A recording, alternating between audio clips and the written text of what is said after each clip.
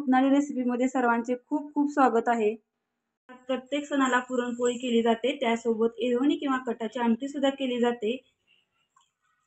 रेसिपीमध्ये बनवणार आहोत येळवणीची म्हणजेच कटाची आमटी। स्वप्नाली रेसिपीमध्ये येळवणी किंवा कटाची आमटी कशी करायची ते बघणार आहोत। पोळी केली की त्यासोबत येळवणी किंवा कटाची आमटी केली जाते।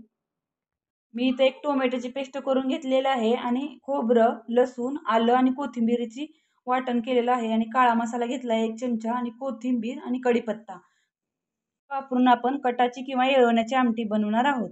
येळवण्यासाठी किंवा कटाची आमटी करण्यासाठी आपण ज्या पाण्यामध्ये पुरणपोळीची डाळ शिजवतो त्याच पाण्याची आपल्याला आमटी करायची आहे। या ठिकाणी फोडणीसाठी एक पातेलं गरम करायला ठेवलं आहे। मी घेतलेलं आहे 3 ते 4 चमचे तेल। तेल चांगलं तापलं की आपण यामध्ये घालूया पाव चमचा मोहरी। मोहरी चांगली तडतडली की लगेच आपण जिरं घालूया।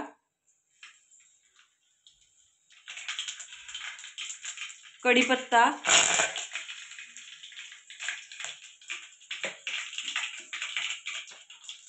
आणि हे तयार केलेलं वाटण घालून घेऊया।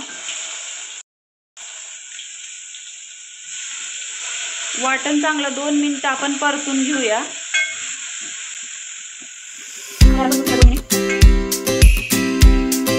फोडणी देताना आपला गॅस मंद आचेवर असावा, नाहीतर आपली फोडणी करपली जाते। आता आपण टोमॅटो, मी इथे 1 टोमॅटो मिक्सरवर बारीक करून घेतला आहे आणि याचा कच्चेपणा निघून जाईपर्यंत आपण हा 2 मिनिटं परतून घ्यायचा आहे चांगला। आपला टोमॅटो चांगला भाजला आहे। याच्यामध्ये आपण एक काळा मसाला घालून घेऊया 1 चमचा। आता याच्यामध्ये आपण 1 चमचा मिरची पावडर घालूया।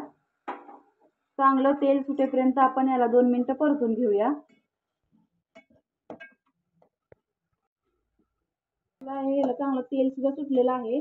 आता आपण याच्यामध्ये डाळ शिजवलेला जो कट काढला होता तो आपण ह्याच्यामध्ये ओतून घेऊया।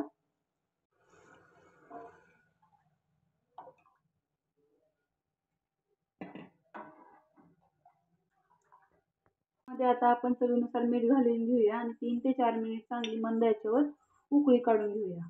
उकळी आली आहे आणि आपली येळवण्याची कटाची आमटी तयार झाली आहे। बघा याला किती छान कट आलेला आहे, रंग सुद्धा छान आलेला आहे। आपण बारीक चिरलेली कोथिंबीर घालून घेऊया आणि गॅस बंद करून देऊया। कटाची किंवा येळवणीची तर्रीदार आमटी।